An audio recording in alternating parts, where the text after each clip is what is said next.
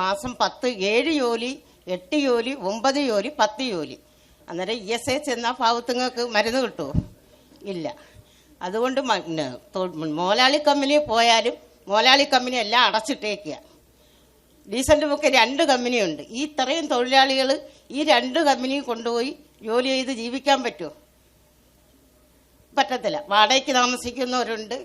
ഇങ്ങനെ ജോലി ചെയ്താൽ എങ്ങനെ കുടുംബം പോറ്റിയെടുക്കും? അതുകൊണ്ട് നമുക്കൊരു മാസം ഒരു 20 ജോലിയെങ്കിലും തന്നാൽ അത്രയും നല്ലത്. അല്ലെങ്കിൽ ഒരു 15 ജോലി എങ്കിലെങ്കിലും തന്നാൽ നമുക്ക് ESIക്ക് അടങ്ങും. ഇപ്പം ഈ 7 ജോലി കൊണ്ട് പ്രൈവറ്റിൽ പോയി മരുന്ന് മേടിക്കാൻ പറ്റുമോ? ഇല്ല. അതുകൊണ്ട് 10 ജോലിയോ അല്ലോ 15 ജോലിയോ അതിൽ കൂടുതൽ ഞങ്ങൾ ചോദിക്കുന്നില്ല. മാസം അത് കിട്ടണം. ചേച്ചി പറഞ്ഞത് ഒരു 15 തൊഴിലെങ്കിലും കിട്ടണമെന്നാണ് പറഞ്ഞത്. കാരണം 10 തൊഴിൽ കിട്ടിയാലേ ESI കിട്ടുള്ളൂ, 15എങ്കിലും എന്നാണ് പറയുന്നത്. അത്രയും ദയനീയമായ സ്ഥിതിയാണ്. അപ്പോൾ സ്വകാര്യ കമ്പനികളിലൊന്നും ജോലിയില്ല. സ്വകാര്യ കമ്പനികളെല്ലാം അടച്ചുപൂട്ടലുള്ള സ്ഥിതിയിലും അവർ ഏറ്റവും വലിയ ജപ്തി നടപടികളെ നേരിട്ടുകൊണ്ടിരിക്കുന്ന വലിയ പ്രതിസന്ധിയാണ്. ഗവൺമെൻറ്റിൻ്റെ ഒരു സജീവമായ ഇടപെടൽ ഇക്കാര്യത്തിൽ ഉണ്ടായില്ല യഥാർത്ഥത്തിൽ. അപ്പം നമ്മളൊരു ഇൻ്റർവെൻഷൻ ഗവൺമെൻറ്റിൻ്റെ സീരിയസ് ആയിട്ട് ഉണ്ടായില്ല. സീരിയസ് ആയിട്ടുള്ള, അതായത് ബാങ്കുകളുടെ കൺസോർഷ്യമായിട്ടും അല്ലെങ്കിൽ ബാങ്കേഴ്സ് അസോസിയേഷനുമായിട്ടും ഒരു ചർച്ച നടത്തിയിട്ട് ഗവൺമെൻറ് അതിൻ്റെ ഒരു ഗൗരവ തരത്തിലെ ഇടപെടൽ ഉണ്ടായില്ല. ഗവൺമെൻറ്റുമായിട്ട് ഉണ്ടാക്കിയ എഗ്രിമെൻ്റ് പോലും ബാങ്കുകൾ വയലേറ്റ് ചെയ്തു. അപ്പോൾ ഒരു അനിശ്ചിതത്വമാണ്. അപ്പോൾ അവരെ വിധിക്ക് വിട്ടുകൊടുത്തിരിക്കുകയാണ്. അത് ശരിയാവില്ല.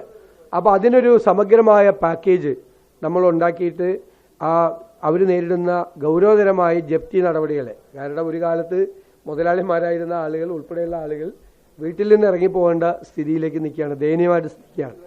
സ്വകാര്യ 5 പേര് ആത്മഹത്യ ചെയ്തു. അത് ഇപ്പോഴത്തെ തന്നെ സർക്കാരിൻ്റെ നിലവാരം കുറഞ്ഞ തോട്ടണ്ടി ഇറക്കുമതി ചെയ്യുകയും ജോലി ഇല്ലാതിരിക്കുകയും ചെയ്യാൻ.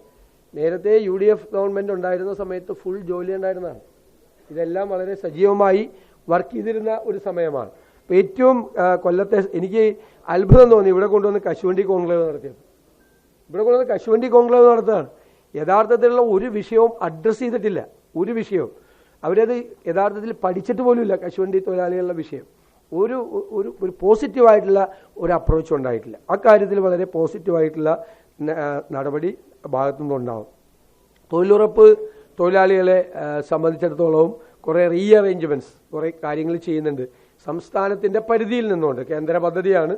ഇപ്പോൾ അതിന് കുറേ മാറ്റങ്ങൾ വന്നിട്ടുണ്ട്. എങ്കിൽ അതിൻ്റെ പരിധിയിൽ നിന്നുകൊണ്ടുള്ള ഇടപെടലുകൾ നടത്താൻ പറ്റും.